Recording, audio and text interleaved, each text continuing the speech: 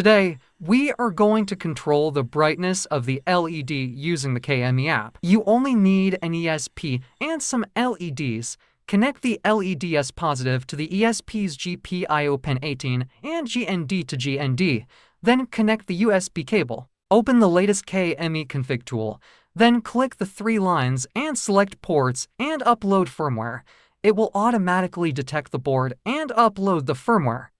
Once it's uploaded, select the plus icon, choose dimmer, and select GPIO pin 18. You can set up an additional switch here, but we'll leave that as it is and upload to the board. Press and hold the boot button for 2 seconds to enter Smart Connect mode. Then open the KME Smart app, click to add devices, and enter the SSID and password of your local network. Choose the first option. In a few seconds, the device will be added automatically. Now, you can effortlessly control the brightness of the LEDs.